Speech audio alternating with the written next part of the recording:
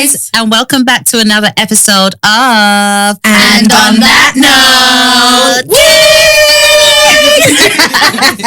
So we've got a special guest today, in the form of a handsome and very respectable gentleman called Darren. So Darren is a friend of the podcast and a very much loved individual. So Darren, thanks for coming on. No problem. It's all love. King Dazza in the building. Big up. Where's that? Yeah, we need the trumpet. You needed the trumpet for that. Yeah, no, don't worry. Maybe we could add the effect. That's the one. Like them yardie tunes. I think I need one of those DJ things. You know the DJ. Yeah, that's all you need. I just need. We trying to listen to the tree. Yeah, way back into time. Oh my God! DJ. And then you just hear one random song in the background. Like, oh yeah, that's my song. By that time, you're already giving up on track. I'm not recording it. It's long. So, what we talking about, bro? So today we are talking about chicken box gate. Lord. Chicken box gates. Wow. Chicken box gate. Do you guys know what chicken? Do you know what chicken box gate is all about? So recently, the Home Office decided to They're junk. Completely. Absolute trash. Yeah. I was going to say. You're good to say it. Don't you say that dirty word? What dirty word? What was it? So recently, the Home Office decided to put, I think, what was it? Like knife prevention stories. Inside chicken and chip boxes. So they're pulling it in boxes such as like in chicken and chip shops such as like Morley's in South East and South West London. They said chicken cottage. There was another one. Did they do Sam's? They did Texas, I think it's Texas chicken or something like that. Or Tennessee. Tennessee. KFC or PFC, all of them. All of those FCs apart from KFC, Exactly. basically. So yeah, they're pulling it in every one of these chicken boxes to kind of, they say, prevent kids from picking up a knife. However, again, the black public are in uproar because they think that it's rubbish.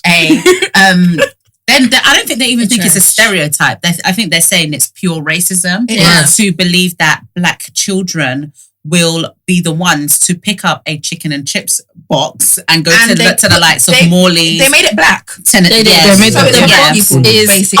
Really, Danielle? In America, they say all black people eat chicken.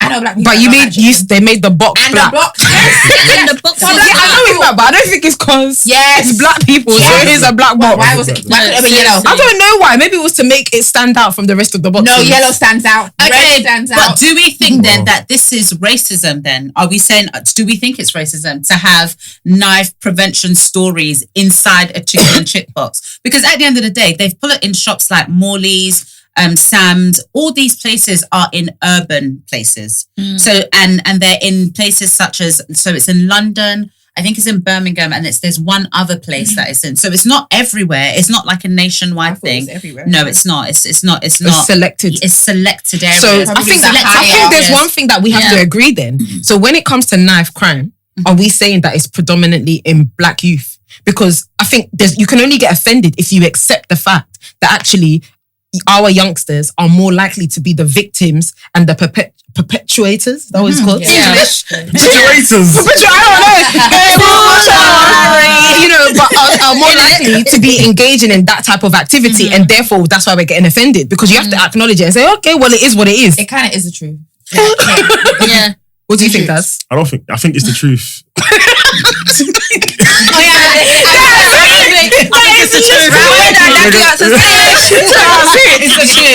So if that's the truth, okay, fine. That's the truth. Then it's reason. In a certain place, though. What do you mean? So like every time you hear this argument, it's always in London.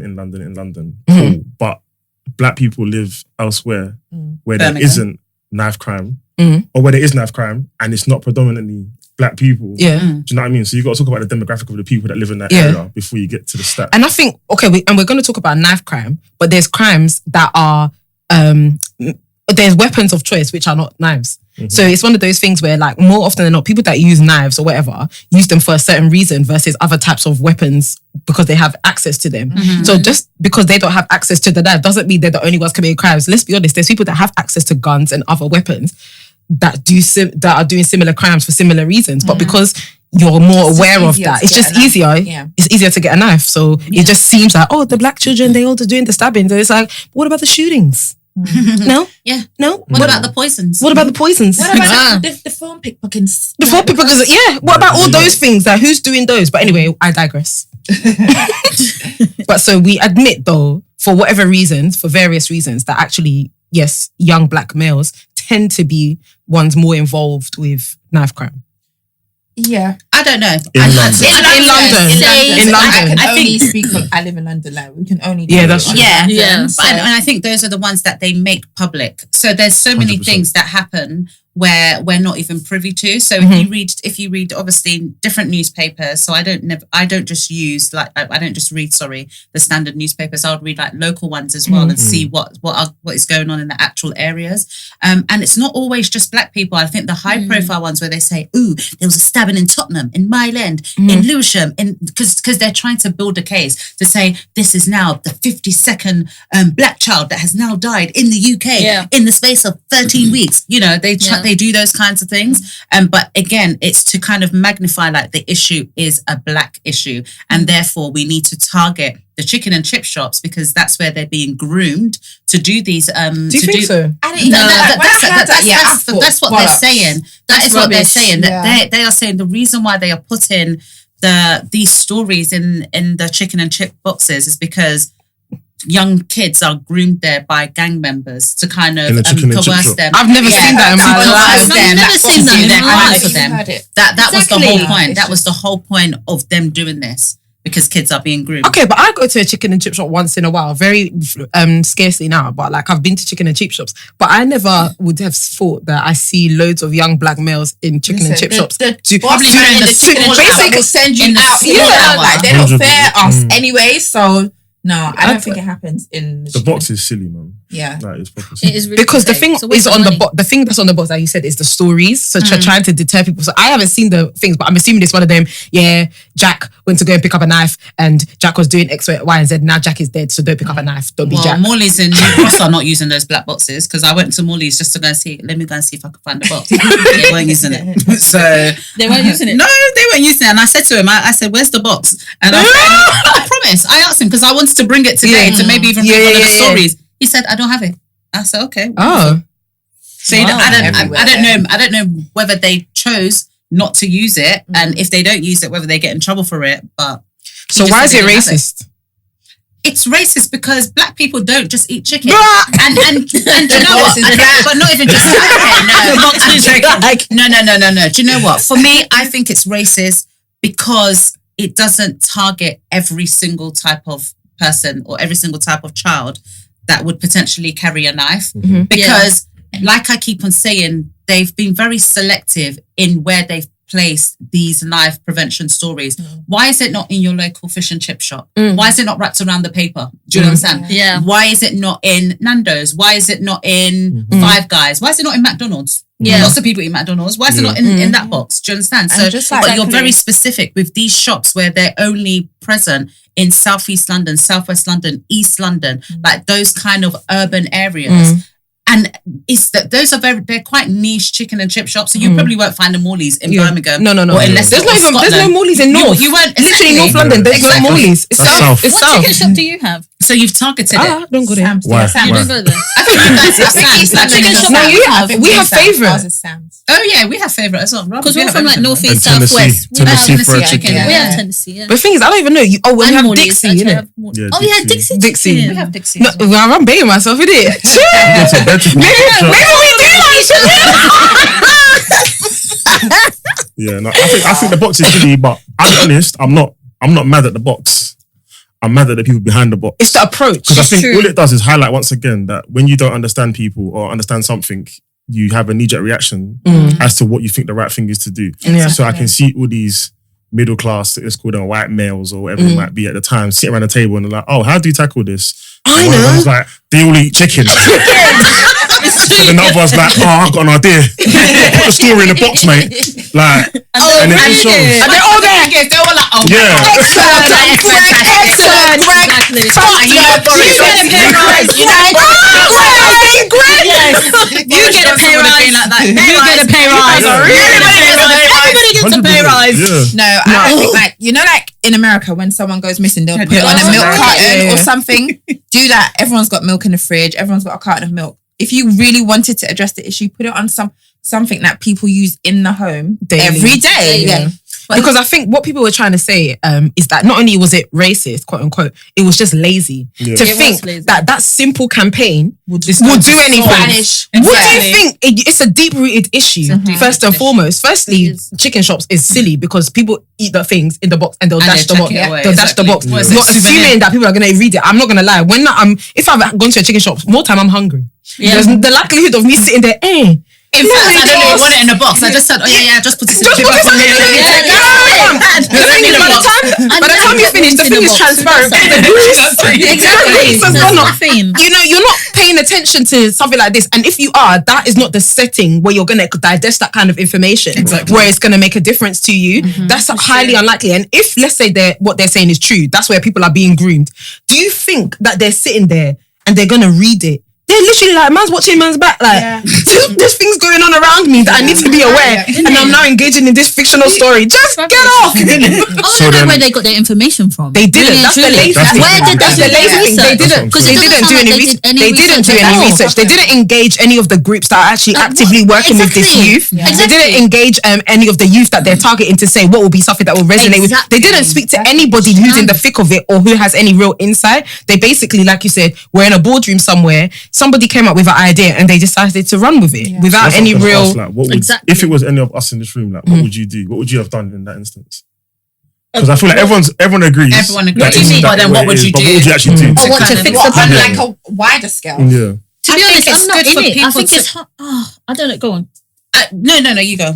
I think it's hard. Like if you're not in the thick of it and you just don't know like how this even comes about. Because I was watching something on Channel 4. There was a program about 24 hours in custody and it was called Knifed. I don't know if anyone else saw it, but Oh, you were mentioning that the And other day, Shabbat weren't you? I didn't watch it. yeah, I was literally traumatized. What happened?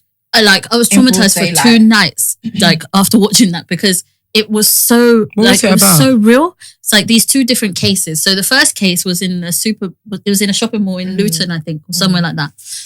These 3 guys were just walking through sort of like the shopping centre. Yeah. And then 2 other guys approached them, then started egging each other up, like sort of like, you know, antagonizing each other. Then they pull each other to a corner and then they literally go for it. One of them pulls out Literally, a machete. Like, It was proper the blade was like leg. 10 Daniel, we got centimeters long or something torture. like that. It was just like crazy. The next thing you know, 2 of them got stabbed. One of them is like limping and talking to a security guard because all just his blood is collapses. like spraying all over the place.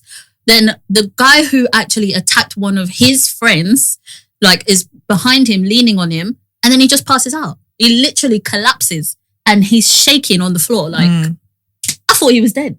I'm not even joking. And he got stabbed in the back of the leg. He survived, and then the police took him to custody. Where was afterwards. this? Luton. What were these people? Black and mixed. I think, What do you I think- think what one do of you- them was like mixed Asian. Something. What do you think gets someone to that point, though? I Peer personally, pressure, I think it's a lot of pride. There's a lot of egos involved. There's a lot of like not understanding your own emotions, how to control yourself. But then again, they left wherever they left with these weapons because they all had something. They were all carrying something. So why did they even pick them up in the first place? Why are they even carrying in the first place? Yeah, I it think definitely it's what is. you're exposed to as Yeah. well. Yeah. Because Yeah. I always say I grew up in South London. I grew up in like South London where it was dangerous. I was in between probably like Brixton, Wandsworth, Peckham, everywhere. I grew up there. My brothers grew up there. And I've never witnessed crime in my life. Yeah. And I honestly think it's who you hang out with. My brothers have never been arrested. Like they've never been in any kind of like arms like that before where they've had to where they've had to defend themselves or carry a knife or get a gun or do something like that. So I think it's what you expose yourselves to, and peer pressure definitely is one of them, because when I went to school, I was around those sorts of people and I saw those sorts of people, and it would have been very easy for me to take that path and be like, oh yeah, I'm going to join them and I'm going to try to feel among them as well and like be part of like a crowd. But I just chose otherwise. Do you understand? So again, and I think I was scared of my parents because I just knew that they'll send me back that to was Nigeria. not happening. Like, that was it. And it wasn't happening in my house. My mom would tell me, if your mates are doing that, don't try it in this house.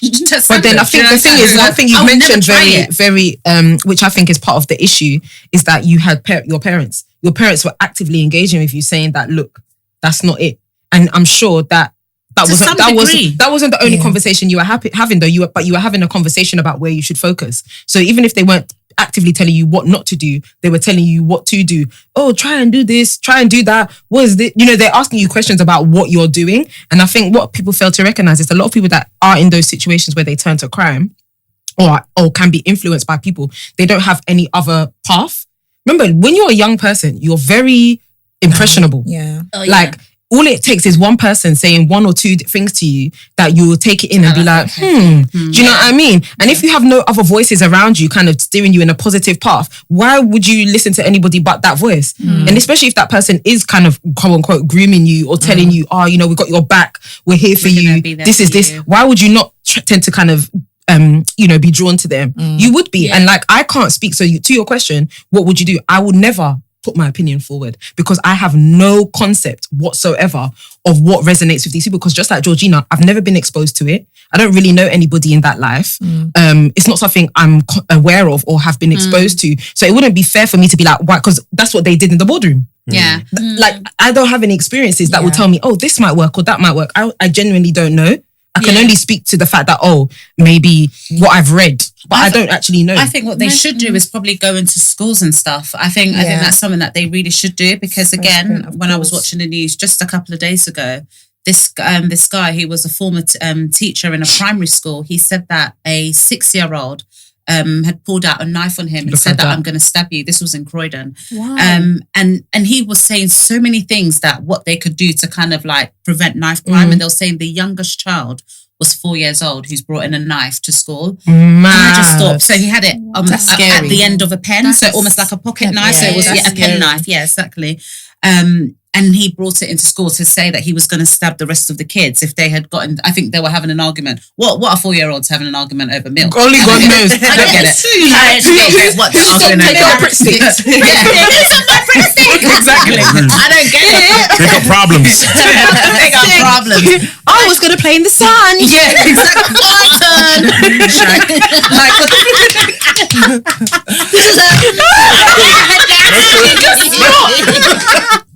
Gotta cut out. But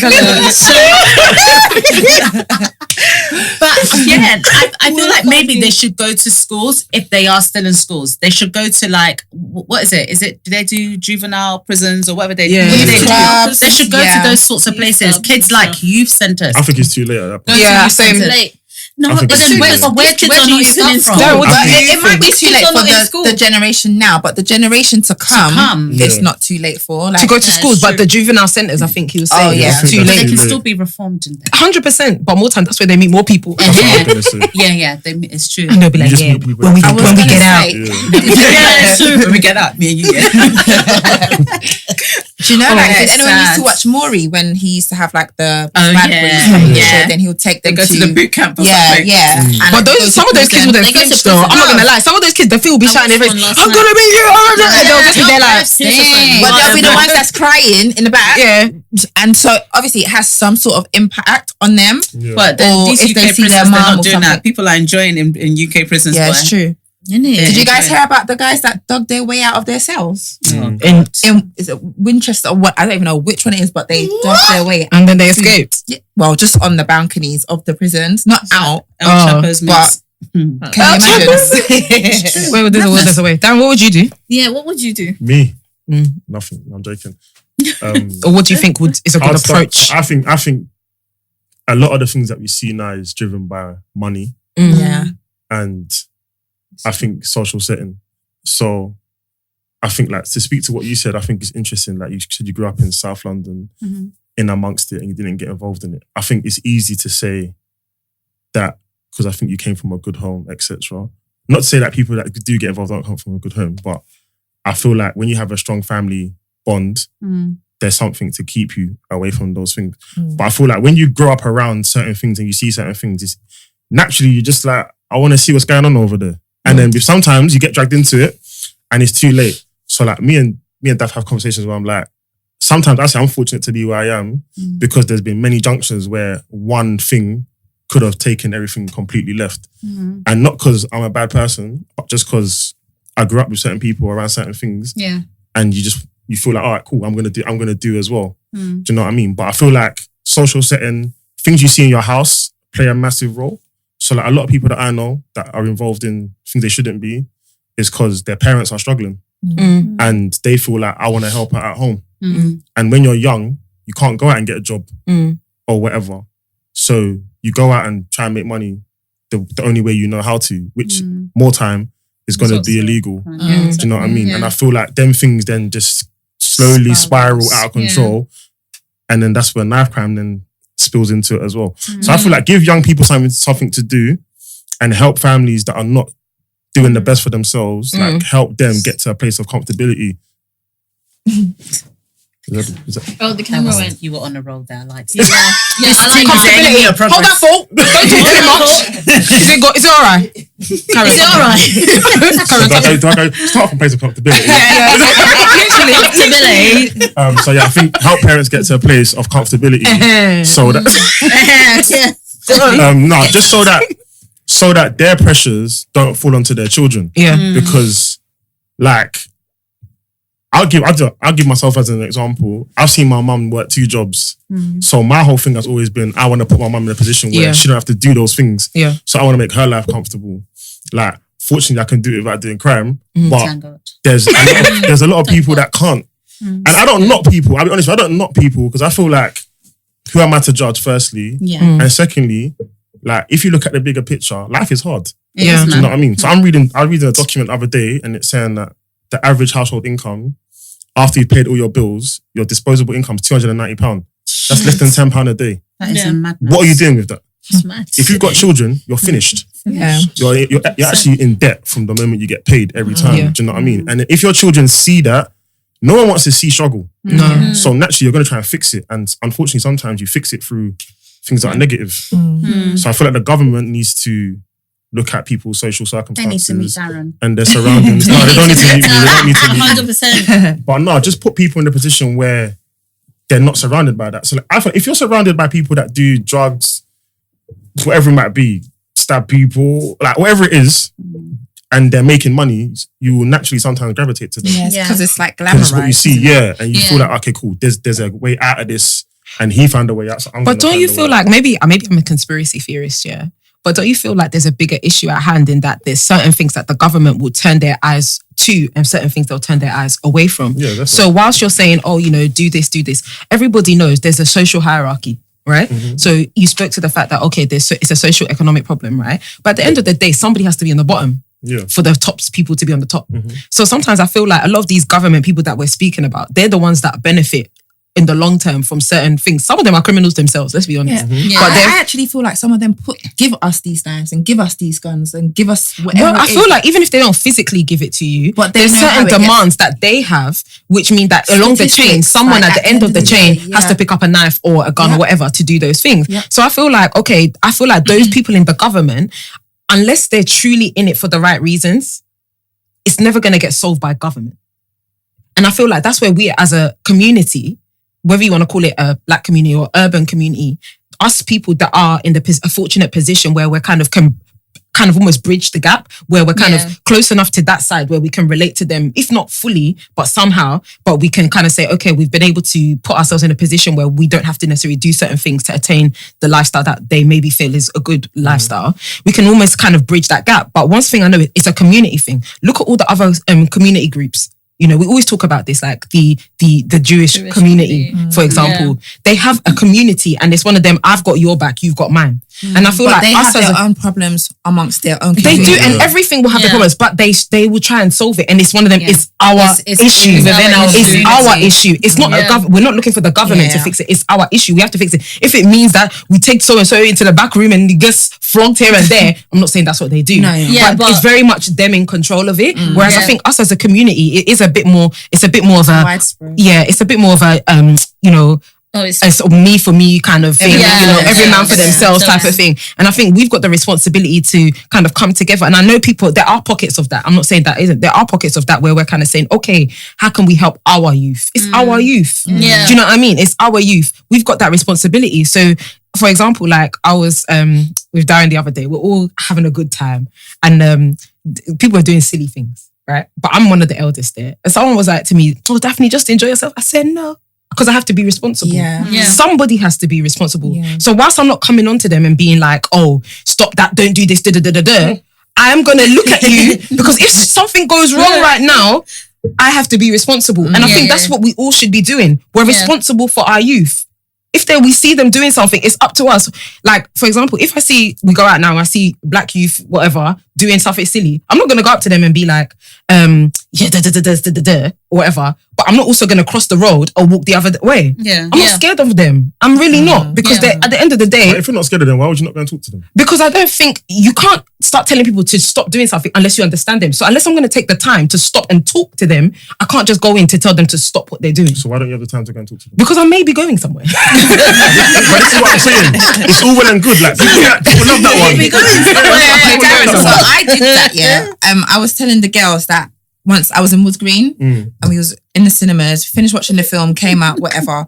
A group of black boys, I think they were just chilling, I don't know. And then all of a sudden I saw like 20 Kosovan boys come up to the group of black boys. Kosovan, you said? Yeah, in Green. So Kosovan. I thought they were Turkish, but they were Kosovan guys. Don't even head in. I was sorry. She was just like this. The thing is, I actually saw her looking at my hand. She was looking at you. She was like, what do I do with this? Because I was doing this. I should have done it. Yeah. Anyway. What are you going to do? Rock, paper, scissors. It's a truth. But yeah, so the Kosovan guys came up to the boys and I was just like, okay, let me just watch. I don't know what's going to happen, but no one was going home. You know, everyone just chills. Somehow, I just saw like chairs being thrown. Everyone ran into Burger King. Yeah, they were flipping. No. We was out. The film was done now, so it was out of Burger King. Chairs were being thrown, whatever, and I thought, okay, let me just still see. There's 20 Kosovan guys and 3 black boys.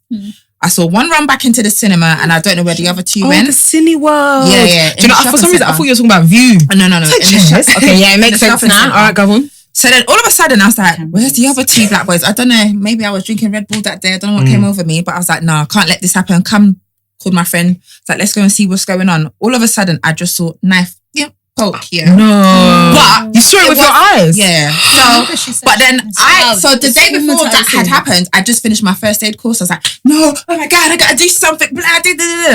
Eventually the boy died, But like, obviously we did what we could to help him out. Wait, did you see it wasn't him die? The black guy. He basically died in my arms. I can't do.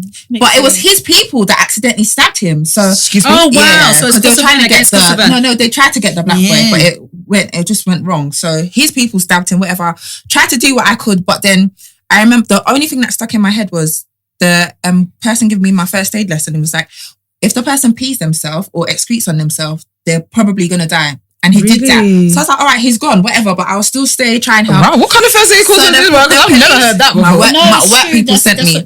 Oh, okay. Yeah, so eventually the police people came, whatever. They pushed us out of the way. And I was like, F this, I'm never doing that again. Like, because for me, I felt like I was traumatized. Like someone, and no one was I had his blood in my nails, like proper. I couldn't go to work, nothing. So I was like, no, never again will I be, Red Bull gives you wing, go and help. Like, so you know, you're asking that question, what would you do? I'll continue walking. It's not my business. Like, I will address it at home. I can only like help my brothers out. I've got 4 brothers, so I will help them go in the right way. But if I saw something happening, okay, hello, 999 on Morning Lane, this is happening, come, they need your assistance. And I'm going to keep on moving because but that is I don't like the way. That's helping. But that's because of I'm still traumatized from what happened to me. Like the police never thought to ask, How you dealing with this? All they wanted to know is you need to come to court. You need to come to court. I said you will drag me from my bed and see me in that court because I wasn't going. Like you need to come to court. You need to testify. You did this. No, what about me? What about the help? What about the protection that I need? Yeah, so I don't even think they care to solve the situation. To be honest, like I don't know. I still believe in my head that all of what's going on is because of the people in the government. Basically, like I feel like it stems from them. If they wanted to help, they could. They're not going to wipe out poverty, but they could help deal with like poverty, or they're closing down all these youth clubs that could keep kids off the street. Like there's loads of resources out there, but they're taking it away from us. So clearly they don't want to help. Do you feel like we need to accept the fact that there's always going to be knife crime? I feel like there's always going to be a pocket of people that because I feel like once you accept it, then you've given up. No. I said no. I don't mean no. I'm not saying that. I'm just saying. Okay, put it this way: you can do everything that you're supposed to do. We can get to the bottom of it in the fact that there's people that don't have money. There's these resources, but there are genuinely people. There's that enjoy the crime. They enjoy the crime. They get the thrill. I'm going out today. I've got this. They've got their selection of 9. You know how we go and pick your pants. Which one are we gonna say? This one. Yeah, but why can't they send them to the army? I feel like if you get a certain number of strikes, no, seriously, I feel like if you get a certain number of strikes here, like you're not changing your ways. How many people have you stabbed? How many people have you killed? How many times do I have to call you in the same room? Ask you the same question. It doesn't matter. Not to be sending murderers there. But this is the thing. In the army, they teach discipline. That's what they teach. Don't forget. Okay, I'll speak it's one of the things that they pride themselves on in any army. Can I tell you guys something? They do teach you discipline. I'm only saying this because I had an intern who was from he's from Asia. I can't remember which specific country, but at a certain age, when they hit 19, they have to go home and go to the army. So we have every that. man. It's youth service. But I'm saying that they do that for discipline in their country. I'm not saying I don't know anything about the English army or the Zambian army because I'm from Zambia, so I can't speak for them people. But I'm saying that from what I learned from my intern, that's what they do, and it teaches those young men discipline from a young age. I don't think it's a bad idea. What I'm saying is, what you're saying is right in terms of the fact that you need discipline, you need certain upbringing. Constant offenders. Both in Nigeria and Ghana, you have something called youth service. So the moment you finish your compulsory education, you go straight to youth service before you go to university. So there's something like that. This country doesn't exist. But when you talk about this country and like, send them to the army, in this country, they teach you to be disciplined, but they also teach you how to kill. Yeah. They teach you how to kill. So for those individuals who, for whatever reason, have that anger or have something within them, it's not necessarily the solution for them to just say, go to the army, because it can actually make them a lot worse. And there will be a time when you're not in the army. And remember, the army has its own issues. You'll get PTSD. Then we also then what we're going to do that. They'll be mad. So I don't think that's necessarily right for this country because we don't have youth service here. But they can make use. They can put that into play. They do have the money. They've got money to waste. They've got money to waste on chicken boxes. Why can't they waste their money and do a youth service? There's a lot to think about. Like the countries that have these things in place already, it's taken years. But this is the reason why we have those chicken boxes, because they were lazy, because they didn't bother to do the research. They didn't bother to do the hard work. They were 100%. Just like, but it's going to take too long. But they have to do the work. 100%. But you're not going to just do it just like that. It's multifaceted, right? I think that they should. So this country can't even make sure that people go to school. There's people that it's compulsory to go to school up to a certain age, and there's people that truant and they can't do anything. They can't do anything about it. Immigration, right? There's people that are coming into this country for whatever reason. They don't have obviously the same belief systems. Their kids are in and out of school. Some of them don't go to school. There's travelers. There's a traveler community here. They don't go to school. They stop going to school at 16. So the thing is, this country, in some ways, you can't compare it to. You can't compare it to a country that's kind of really culturally aligned because there's so many different cultures in this one country. Before you now come and figure out what these people will do, you can't just say this is our youth service. It's compulsory. They won't go. But why can't they themselves, the UK, have their own structure? Because I feel like, okay, so I'm married to someone who's a Ghanaian. I didn't even know that they do this.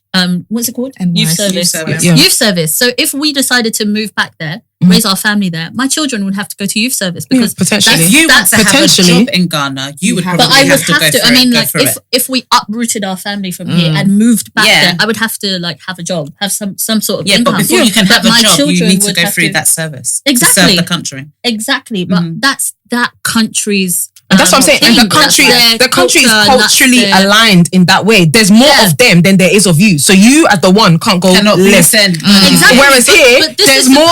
There's so many different people. Supposed to be like, well, I can't really say that now. What were you going to say? On ships, innit? So what can I say? Man, I didn't call the house there, bro. No, not like that. But I mean, like, Japanese. Take it back. I was like, what shit? I was born in St. Thomas Hospital. Whittington, baby. North London. No shit. not like that. But I mean, like, culturally, or you know, it depends how you look at it. There's a lot of people that were brought here. Remember, we're all part of the Commonwealth, most of us. So a lot of people were brought here by the British. So I think that sometimes there's that misconception that people were brought here. It's a lot of them are the naughty ones too.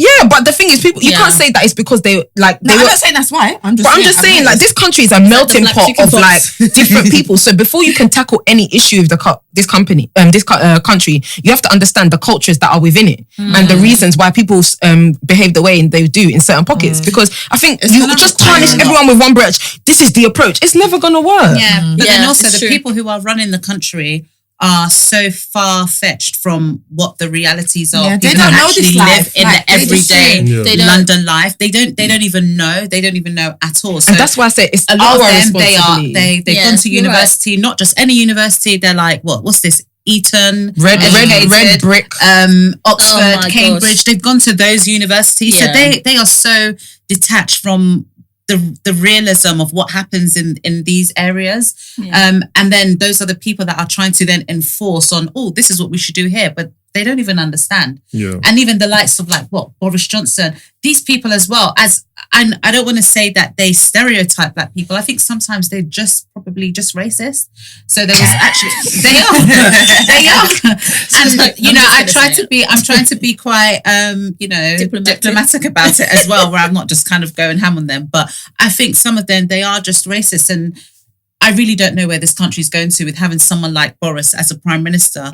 I was reading like just the other day when this whole chickenpox thing happened that several years ago, whilst he was I don't even know what his role. I think he was foreign secretary then. He was writing for the Telegraph, and he'd made this comment about like African people, black people, just saying that they've got watermelon smiles.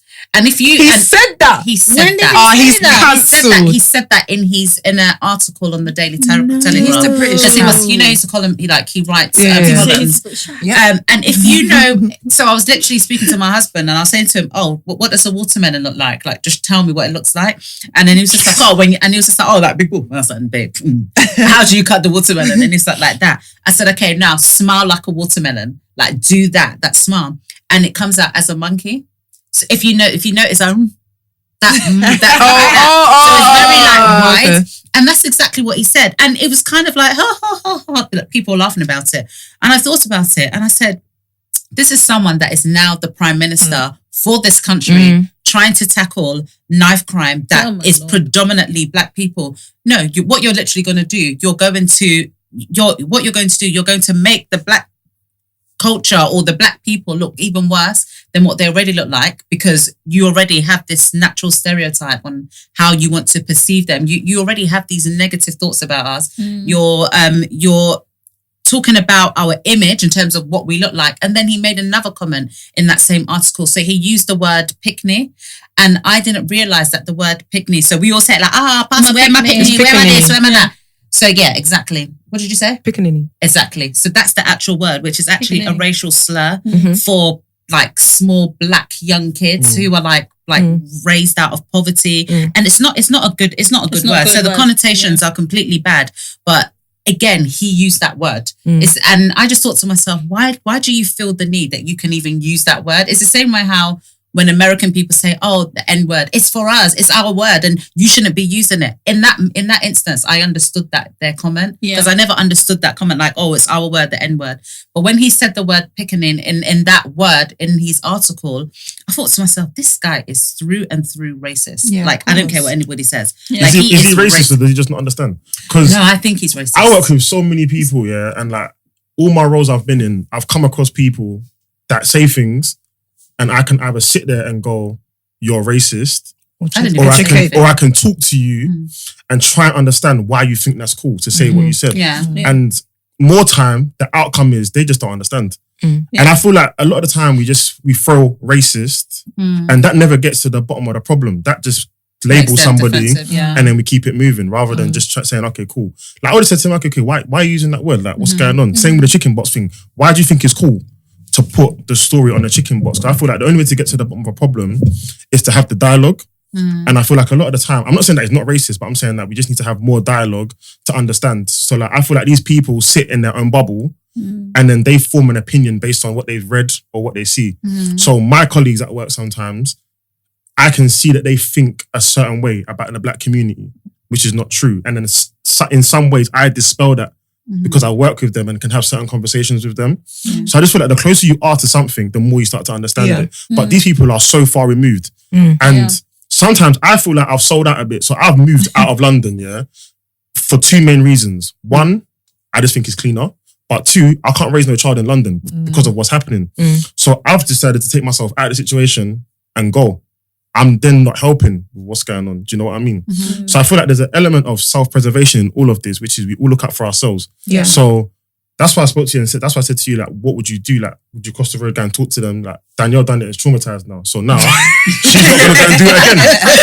You know what I mean? You cannot come and lie. Me and my mummy did not send me anywhere. That's the thing. You know what I mean? So there's always that. You said it so much. And I'm sitting here like, I am traumatized. That's the bottom line. She's got to look out for herself naturally. You know what I mean? And these people that do these things, they're also looking out for themselves. So I think, there's a bit of community, but I do feel like a lot of it is government driven. So like when you're talking about, you're reading an article and all the time it says someone got stabbed in Tottenham, for example, that's a ploy. That's a bigger ploy than that stabbing. For me, that's where gentrification starts. That's like, okay, cool. We're gonna build this story out to a point where it's like we can't even have black people in this area no more. And we're seeing it in Tottenham now. So we've seen it for years on years. Broadwater Farm, all over Tottenham High Road. Anytime something happens, they throw it out there, blow it out of proportion. It's something crazy. Next thing you know, big Tottenham stadiums going up. All the shops on the road are being bought up by white people or government. Do you know what I mean? And slowly, black people get moved out of those areas. So I'm like, cool. We see what you're doing, but I feel like we all need to see what they're doing. 100%. And there's so many layers to this thing. There's so many layers. It's happening in Hackney now as well. Like it's happening in London. Everywhere. London full stop is being gentrified at a very fast rate, and it's so interesting that you brought that up because it's actually that's why I said that's why I said am I a conspiracy theorist, because actually I feel like there's something bigger at hand because somewhere down the line those people at the top benefit because they're the ones that are going to be able to afford those houses. They're the ones that are going to make the profit. They're the ones that invest in those massive new builds and all of those, and they're the ones that get the money from it. So do you really think they care if we all kill ourselves off and make way for them? In fact, you should kill yourself. That's what I'm saying. So sometimes I say, that's why I said, do we need to accept that there's always going to be an element of it? Because even if it's not us doing it, because most of us have grown up in some area where there's been stabbings down the road, whatever. But we've all said, okay, I've consciously decided that I don't want to do it. If it means I move. If it means that I now make sure I work in a certain place and get more money, we all do things to make sure that we're not going to be in a position where that crime or those people are around us. You just do what you need to do. Every man for themselves. Cancelled. Because someone gave the example of you said community. But I'm like, community cannot solve. Like, no community can come together and knock down their block of flats and make it a bungalow. Do you know what I mean? You ain't going to get the money to do that. But government can put a plan together to make sure that your area aesthetically looks a way that makes you okay, not can I want say to something? To do certain but things. When I say community, I'm not saying that, those people in those flats will be able to do something. I'm saying the likes of us who are maybe more aware of what's going on and are having these conversations, the dialogue has the responsibility to make sure those individuals are more educated. Because whilst I know that I can't necessarily come and take the block down, I can also educate those people to say, you have a say. Because what they will not tell you is that actually they put a letter in most people's doors when there's about to be a massive thing and they ask you. Most people just will ignore it. Yeah, they don't. They don't know. They do ignore They don't participate. They have to. How are you going to educate those people? When I'm not saying me.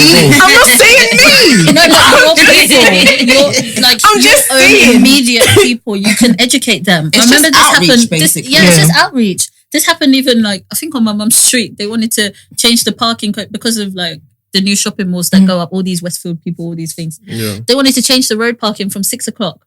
It used to be free. Now it's like 9 o'clock. Mm-hmm. So you literally can't park there. So she didn't know that you can go to the council and change that. Yeah, like the And they petitioned against it. So, it's things like that. I had to tell her, don't let them do this. You go to Stamford Hill. No yellow You go lines. to Stamford Hill. You'll be there like, oh my gosh, it's like, they're parking. You see their lines.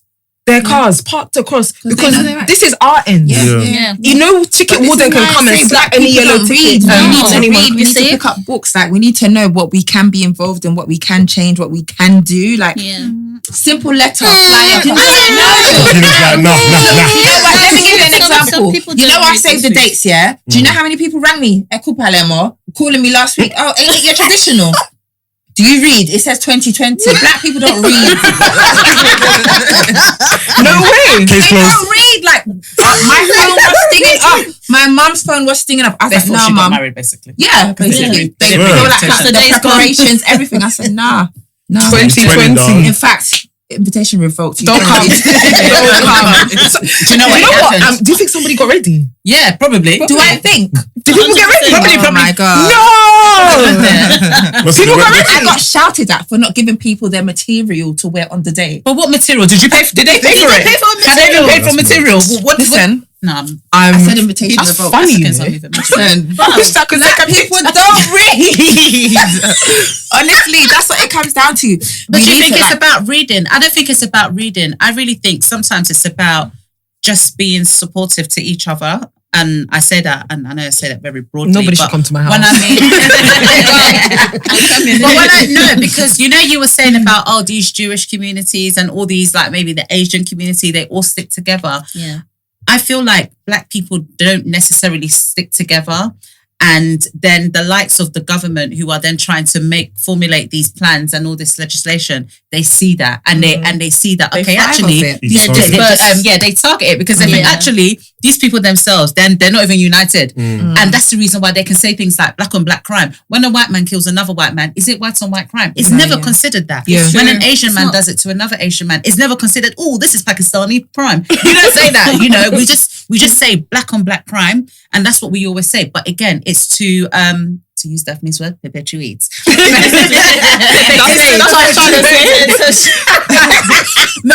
It's almost to magnify that. Oh, look, they can't even get themselves together. They fight each other. And this is the reason why we need to intervene, because they don't even know what to do about themselves. So actually, let's move them out. Let's regenerate the area. Because they then can't afford to live in those areas anymore. So they've then got to move out. By the time they can pack up and they can go home. Yeah, I feel like that's where it is. So we don't even stick together. So do you know ourselves. What? So to speak to Darren's point, he's like, I didn't like it, so I moved. Yeah, I don't want to raise my family here. But I feel like it comes down to what's your long-term goals and what's your long-term plan. Because we know that London, regardless of what happens with Brexit, it's the hub of this country, and it's the financial hub of this country. So actually, if I think we could afford to live in some of the nicer places of London, because there's nice London, there's not so nice London. We'd live in the nice places in London. But I feel like when sometimes, wouldn't you?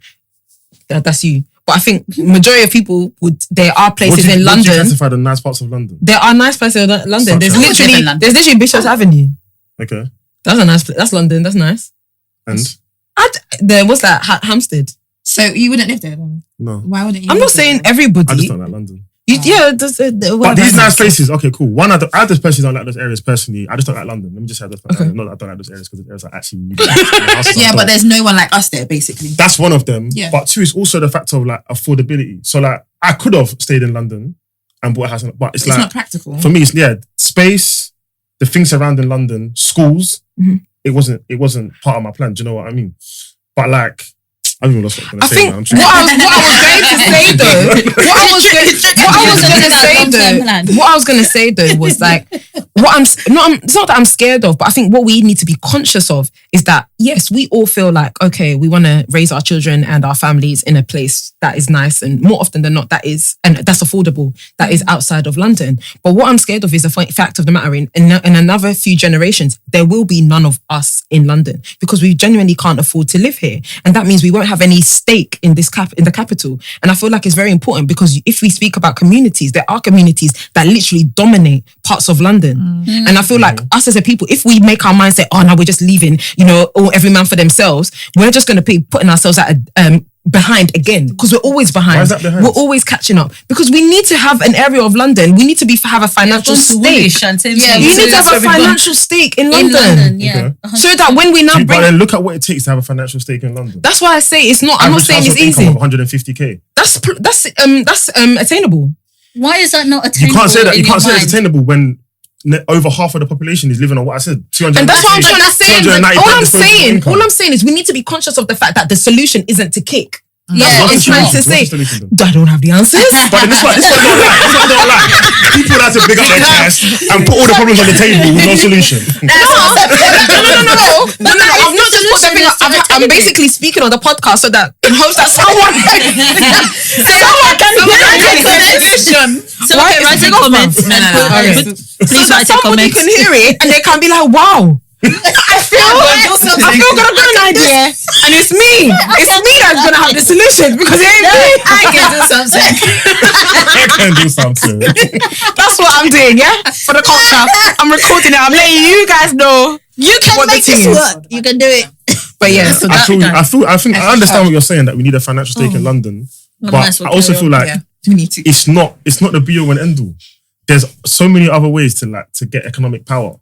Okay, you don't have speak on it. Let the people hear. You don't have to live in London. Let them get ideas. But me, I don't have solutions. So you're picking up your chest. No, I'm not. It's not even that. But yeah, I just feel like cool.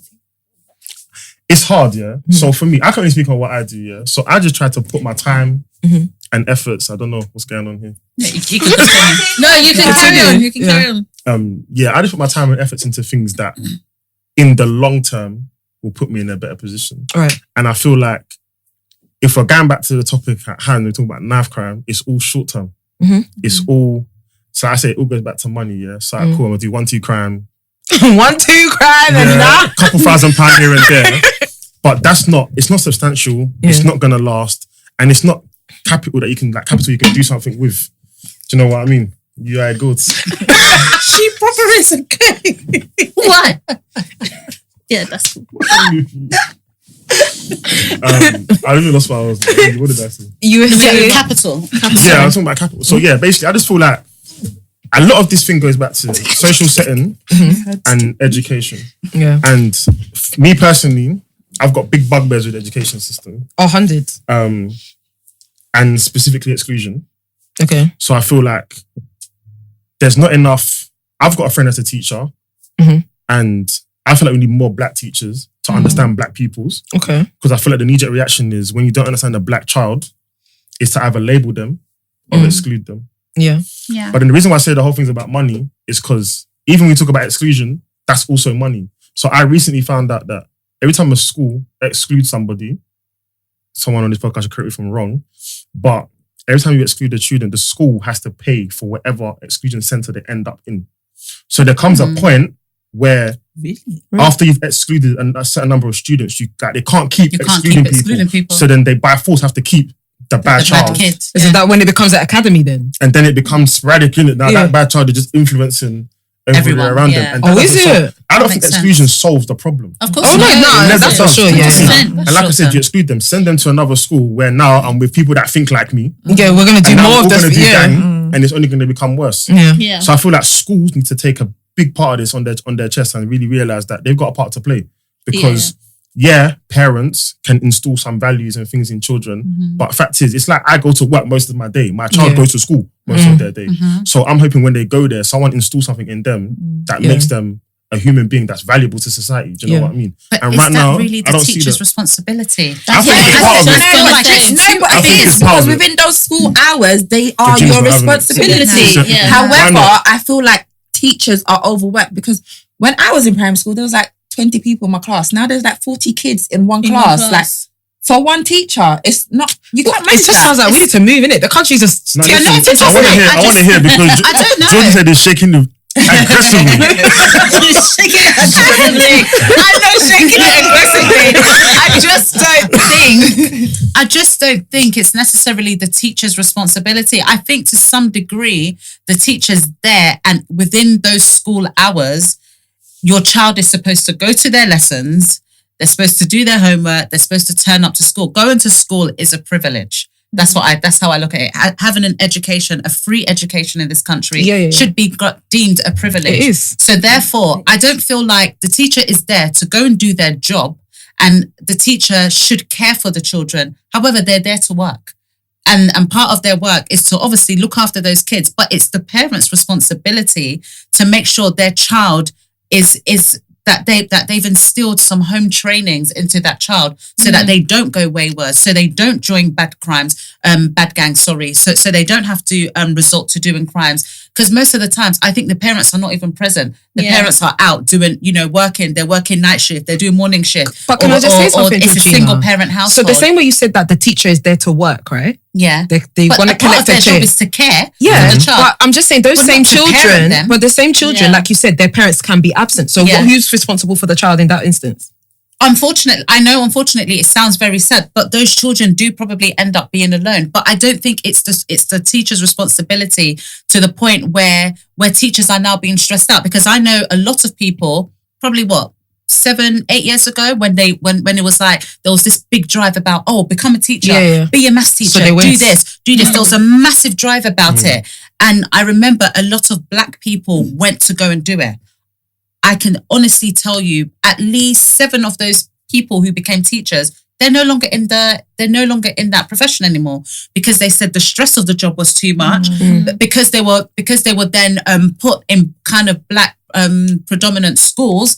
Their lives were at threat, and the teachers almost felt like, because you're the black teacher now, kind of like, you should understand, you should know how to solve this issue, or you should know how to calm the kids down. And every time when something bad happened, let's go and call Mr. White, who's a black man. Let's go and call Mr. White to help us, blah, blah, blah, because he's grown up in these areas. And it's kind of like, the pressure became too much for him. And that was just one example. But I've spoken to at least 7 of them, and none of them are teachers anymore, because they said it was just too much for them. And there was just this responsibility where I care for the kids, but I can't rescue everybody. Like, that's just the reality of it. I'm not there to be a lifeguard. Like, I'm there to work and to obviously support the kids as much as I can, but their parents need to do more. And it got to the point where they'll have parents' evening. The parents won't show up, or they come to parents' evening. But what did you say to my child there? What did you do to my child? If I'm trying to discipline your child, it's kind of thing like, don't talk to my child like that. As soon as the parent is on that kind of hype, then that's it. It's finished. But these things all come from somewhere though. Like, it's their home. Parents that come to parents' evening and on that hype is because outside of that school, my life is hard. It's a shambles. And now I've come to this school and you're shouting at me because of my child. So I feel like we all know how to point out like the things we don't like, without acknowledging that behind every action, there's a reason. There's a reason why the parent wakes up angry every morning. There's a reason why now that anger is in their child, and now he comes to school and he portrays that anger to his teacher.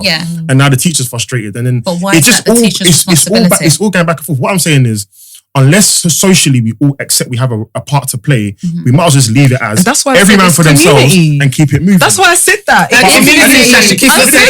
community, you don't want to be part of. Yeah, the community won't talk to you. She doesn't want to be part of. It's a mixture of a lot of things. Do you know what I mean? There's many things that need to come together for it to work. I'm not saying community is not one of them. It is. What I'm saying is, it's not the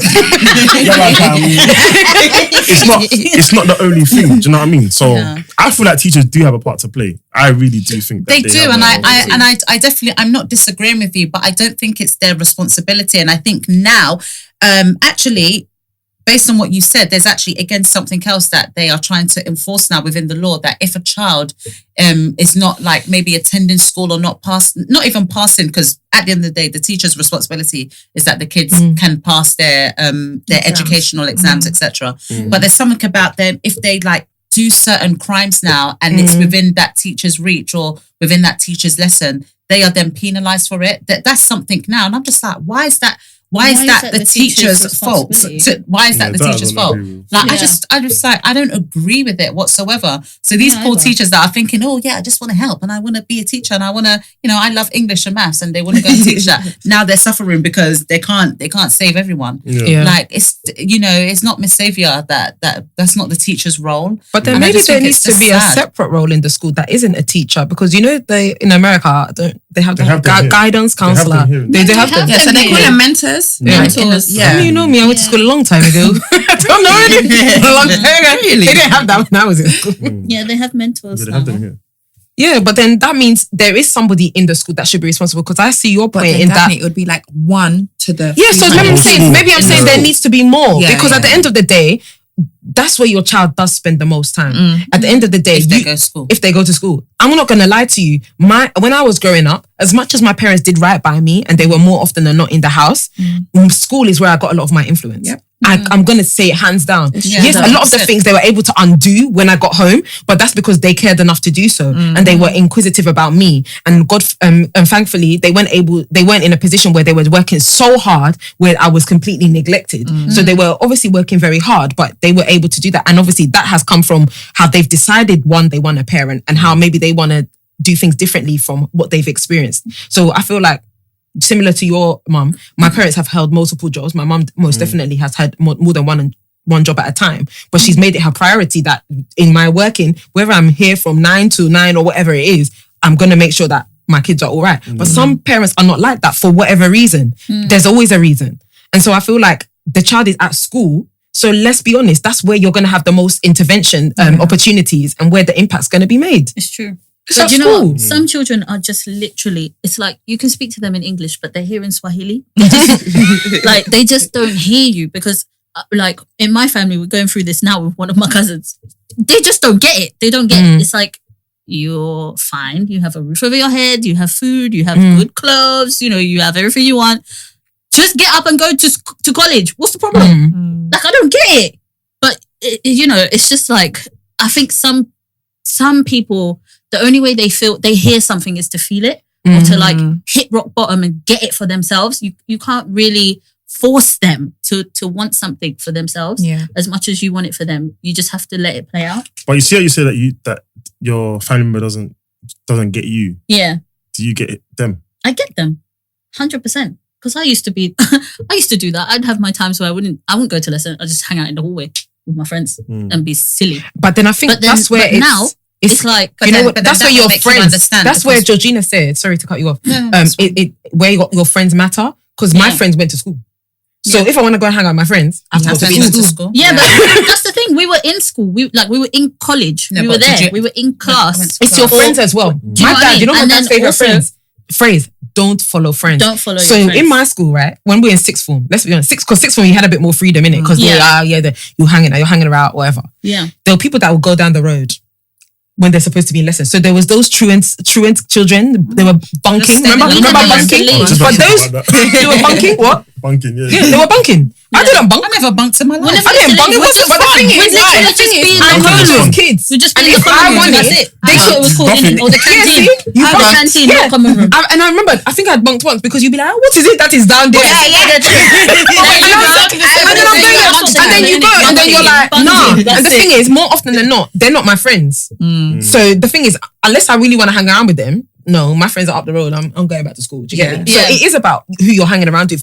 Kids are so easily influenced. I think we forget that. Yeah. That's why more time, you find that parents that like are really on the ball will be like, who is that? Who is that? Yeah, that's why I think parents that are, they're like, who is that? Don't bring that friend here. Yeah. You cannot hang around. Parents that are on the ball, 100%. They clock that your friends are ultimately going to make you. Show me your friends and I'll show you your character. How many times 100%. have you heard that? That one is the one. No, it is true. I don't disagree, because every time my mum has said, they've been in jail or they're not here anymore.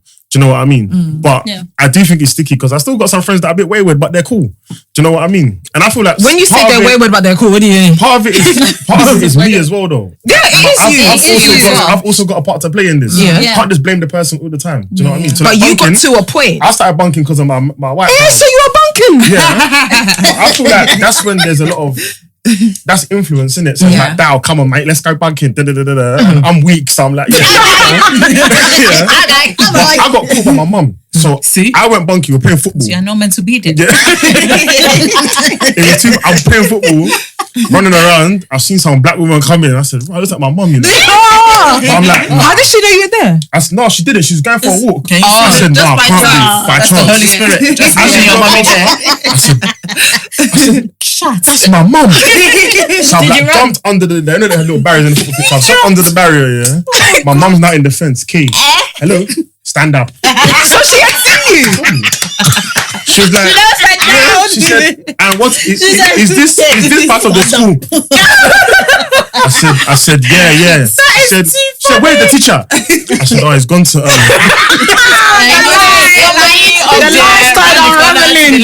rolling. But when I got home, we had a mad this conversation, and she was just like, listen, I won't even lie to you, my mom anyway.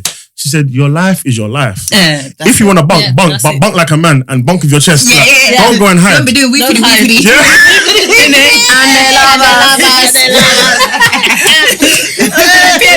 But yeah, I think friends can really pull you left. But I think one thing that we missed in this whole conversation is that I feel like something that people need to start talking about more often is the way that black men have been taught to be black men.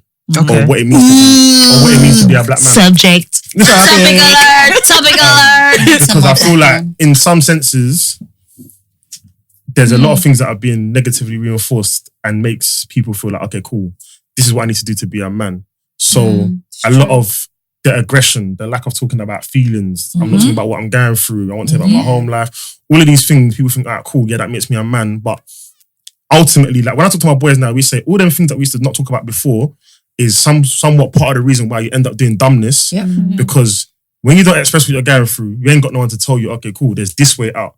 So ultimately, you just either do what you think is best or listen to someone that's doing something stupid and then end up doing what they're doing as well. 100%. Do you know what I mean? So I feel like, I'm going to say black men because I'm a black man. I feel like black men need to do a lot more talking about things that matter and expressing themselves so that if someone is going wayward, so like me and my boys have a monthly meeting where we talk about feelings, what you're going through. No, but it's good and it's necessary. I mean? And you link up with people and you realise, wow, this guy's going through something that's mad. That if I didn't know, I can't help him. I can't even help. Yeah. Do you know what I mean? And I feel like there's a lot of youth similarly that go through a lot of feelings and things and don't have someone to turn to talk to on a level that will like understand them and be like, okay, cool, like we can do this or you can do X, Y, Z, do you know what I mean? Yeah. So then they just look to social media and whatever they see there that looks like money or they look to the nearest person to them that looks like they got money and then just imitate whatever that person has done to try and get to a more quote unquote prosperous position. Yeah, but I think it's just all wrong. Like it's all out. It's interesting you said we didn't touch on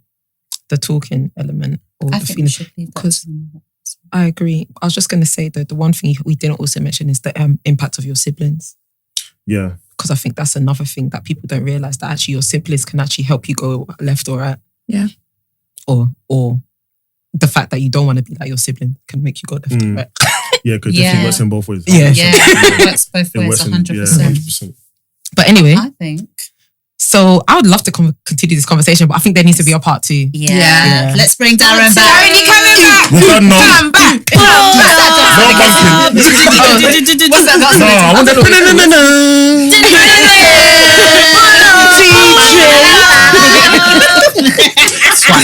You're that trumpet.